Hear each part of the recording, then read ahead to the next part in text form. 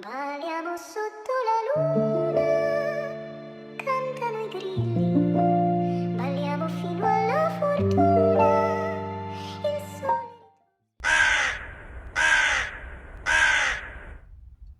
Andrew Tate gets obliterated.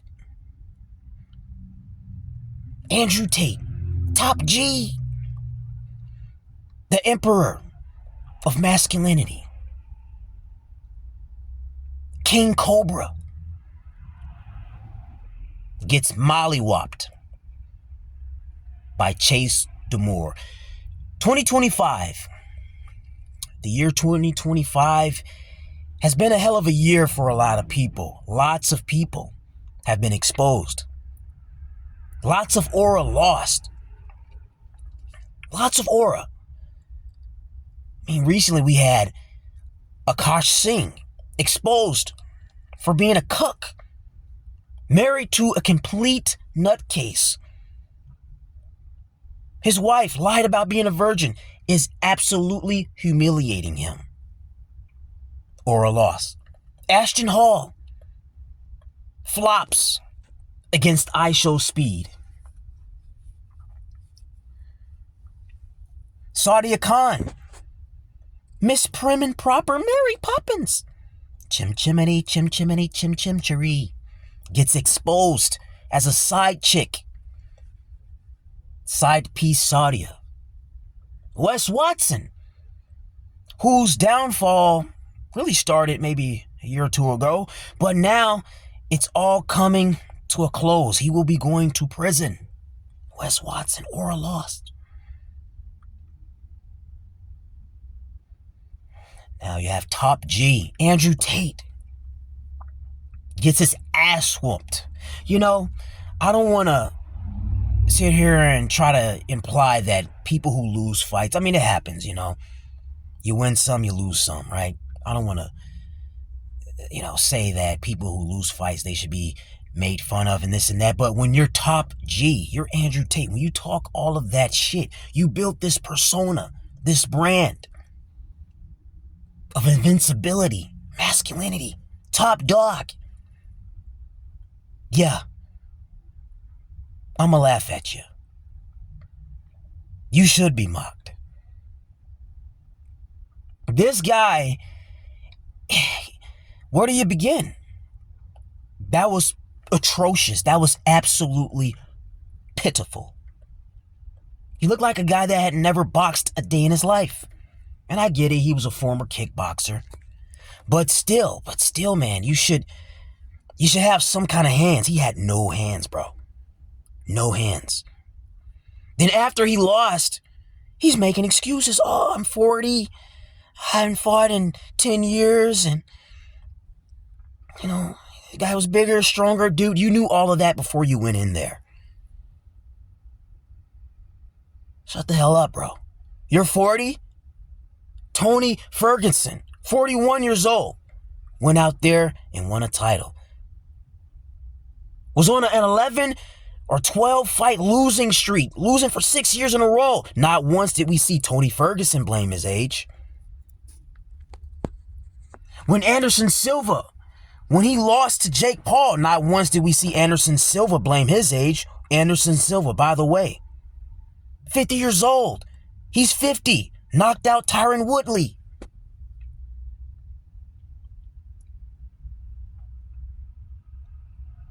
Randy Couture was well into his 40s when he beat Tim Sylvia, a man that's much taller and bigger than Randy. Bernard Hopkins, beating people in his 40s. All these guys in their 40s, but top G is making excuses. You're top G. Top G's don't make excuses. The crazy thing is this guy isn't even 40. He's 39. He just turned 39 a few weeks ago. So really, he's like 38, 39-ish. He's not even 40.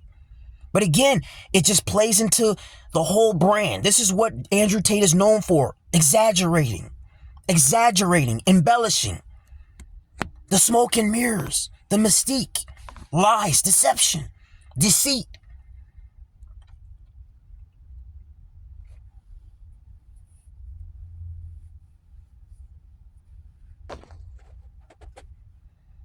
He's got his little fan dweebs, the tater tots, the baby G's defending him.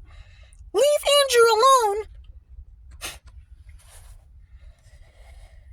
Andy brought it on himself. And now there's talk about Tristan Tate, baby brother defending him, avenging him. Tristan's even worse than Andy. Tristan Tate's an even worse. He's a bigger, sloppier version than Andy. You get fucked up even worse. And the sad part is, Chase DeMoor isn't even that good. They're both horrible.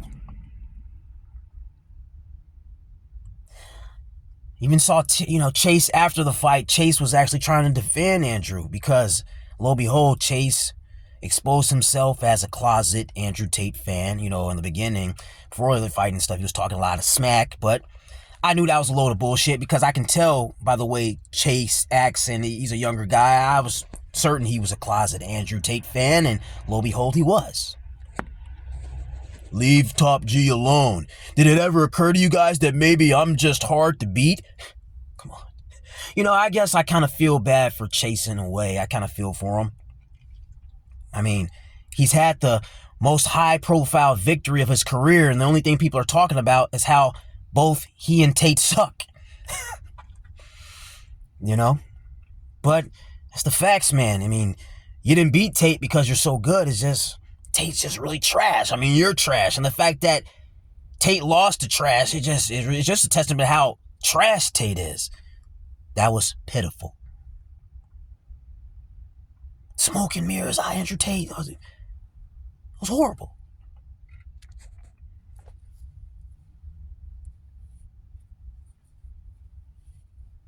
Fix my head, man. I don't like that little white part showing right there. But like I said, that was atrocious. I don't want to hear any excuses. He's making all of these excuses. Now I'm 40. You're not 40. And really, he said his last fight was 10 years ago. No, it wasn't. He last fought in 2020. Again, just lies, deception, deceit. This guy says anything. It's the power of charisma. You can just say anything, and people will eat it up. They'll buy it.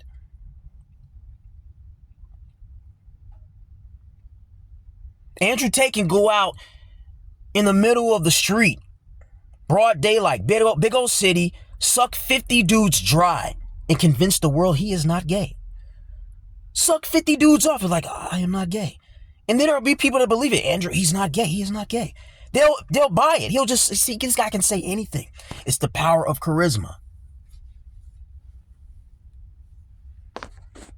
That's all it was. Smoke and mirrors, deception, deceit. I knew this guy was full of shit.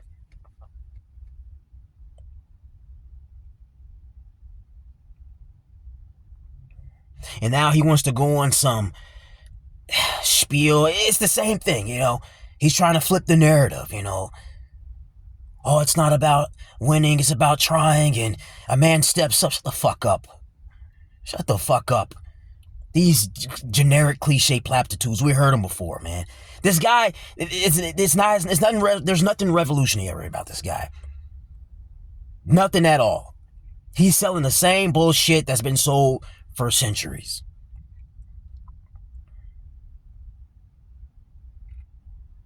Hear none of that shit.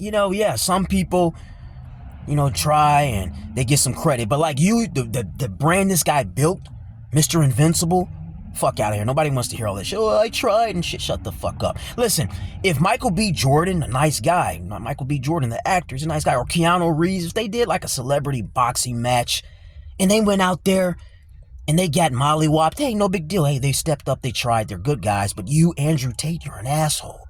You're an asshole. You fucked up, buddy. This guy had the whole world, well, almost the whole world, the entire world, at least a bunch of 15 to 25-year-old doofuses, dweebs, thinking that he was invincible. He walked on water. So I don't want to hear any excuses, man. What are the excuses? You're sparring hundreds of dudes, knocking 100 dudes out, swimming with sharks, wrestling crocodiles. You should have been prepared. You were ready. Top G, smoking cigars, knocking out malnutrition 7-Eleven workers. Come on, dude. Come on, B.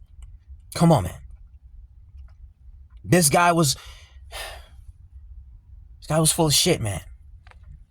And I tell you, people are talking about, oh man, Andrew, he lost aura. He lost aura. And that's interesting. I think he definitely did lose some aura. But like, really, it makes me wonder how much aura did he really lose? Because really, his aura was never really built off of being this indestructible, amazing fighter. Yes, the fact that he was a kickboxer, that was part of his. I got this stuff on my beard. Oh my God. Problems of having a really long beard. But anyway, the fact that he was a kickboxer, that was a part of his sales pitch, right? Part of building his brand was to say, oh, I was this 4-time world kickboxing champion. But what really put him on the map was his speaking ability, his charisma, his oral skills. Hey, yo. Pause. But, yo, that's crazy. That was wild. Yo, what? Pause, yo. That's crazy. No, but seriously. It was his rhetoric. He had the gift for gab. That's what put him on the map. Not the fact that he was this amazing kickboxer, which he wasn't. Contrary to a person like Mike Tyson. Mike Tyson, what built Mike Tyson's brand, what established Mike Tyson's aura was the fact that he was knocking dudes out. He was ferocious, eat your children, rip his heart out. Mike's fights are what put him on the map. That, his fights, that's what established Mike's aura. Andrew Tate's aura was established off of just being really charismatic. Andrew Tate understands his power, he's very conscious of it. He knows a lot of people cannot pull off the stuff that he's been able to pull off sheerly through words and charisma and deception, deceit, smoke and mirrors, the mysticism. He wants to convince the world that he's this guy that comes from the struggle and he had it so rough. No, he didn't. I can see through guys like this. He's a very privileged guy. Sure, he may not have grew up financially rich, but not being rich doesn't mean you grew up poor. Lots of people don't grow up with lots of money. That doesn't mean that they weren't very privileged and rich in other areas. He's got the look. He's got he's rich in support. He's rich in support, and that's obvious. Not everybody's got a brother who's like them in nearly mind, body, and spirit. They're like identical in every way. Not even when he went to jail, he's got his baby brother with him, keeping him company. Must be nice. He's aware of a lot of his advantages. He has dual citizenship, comes from a dynamic, rich cultural background. He himself has said, oh yeah, he can change modes, he can code change. I can be a black guy, I can be a white guy, He's got enough black man swag to where the brothers, they can say, man, I fuck with that. I rock with Andrew Tate. But he's white passing enough to where the white boys will be like, all right, we'll co-sign him. So he can play both sides. Not everybody can do that. He's aware of that. He's a very privileged guy, and he's used his privilege to his advantage. You can tell he's a guy that isn't used to not getting what he wants. Every so-called struggle he's ever been through was orchestrated, calculated by his, on his behalf. It was intentional. So that's not real struggle. Real struggle is when you don't want the problem. Real struggles are something you don't want. Every so-called struggle he has had is because he wanted. He chooses the easy route. Even the whole jail shit. Because the way he looks at it, it's all a part of his narrative. Creating this mythical tale of this prolific figure that conquers all odds. it's all by design. But real struggle is not by design, at least not intentionally, right? Most people don't chase struggle. Andrew Tate is not chasing struggle. See, the thing is, he always talks about how men should have these hard lives, that they should suffer, and men are built for suffering and stuff, and they shouldn't live easy lives. But his whole life, all he's ever done is chase the easy. The reason he chose to fight Chase is because he felt Chase would be an easy fight. He saw a big, sloppy guy, figured he could beat him. Yeah, the guy was bigger than him. And Andrew Tate, he himself has said he's not used to fighting guys bigger than him. Again, it plays into this whole, it just reaffirms what I'm saying. He's just used to having the advantage, privilege. A guy that's always fighting guys smaller than him. And the only reason he chose to fight a guy bigger than him, because he thought, all right, this guy is so sloppy that even, man, he's bigger and stronger than me. Even I can beat him. But lo and behold, fail. He was wrong. He chose Chase because he thought it would be an easy fight. He chose to webcam or web scam, pimp out women because that was the easy thing to do.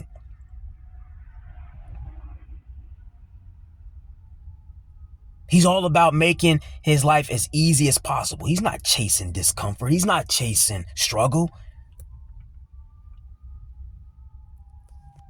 If you follow this guy's whole online story, just watch interviews, podcasts, he tells on himself a lot. Everything's a contradiction. On one minute, he's trying to act like Mr. Humble, oh my God, But most of the time, he's just boasting and bragging about how much better he is than everyone. I'm richer, I'm taller, I'm better looking, blah, blah, blah, blah, blah.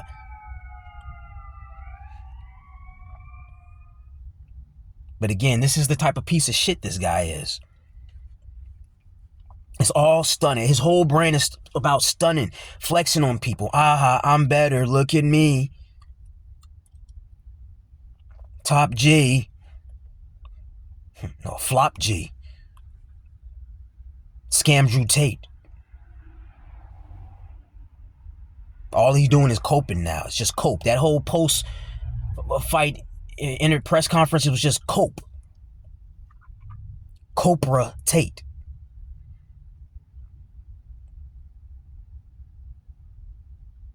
His whole brain is talking about how much better than he is. And it's crazy because you have all of these guys worshiping him, holding his nutsack, holding his balls in his hand. Pause. Yet Andrew Tate is the type of guy who will boast and brag at how much better he is than all these guys that sit up worshiping him. He the type that'll fuck your bitch and laugh at you. But I fucked your bitch. That's the type of guy he is. And you guys are worshiping this man. This guy went out on his knees, got beat down to his knees. Jake Paul too. I ain't never seen so many men on their knees in my life. Pause. Jake Paul shooting double leg takedowns. Andrew Tate on his knees. Top G went out on his knees with his head between another man's legs.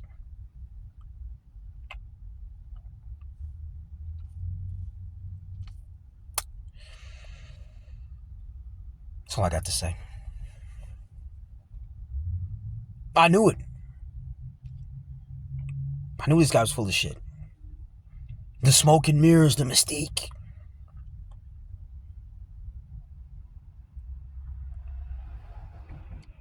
Aura lost.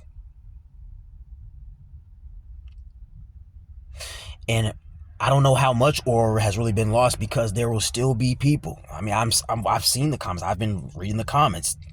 People still defending him. But Andrew, he's 40 and he hadn't fought in 10 years.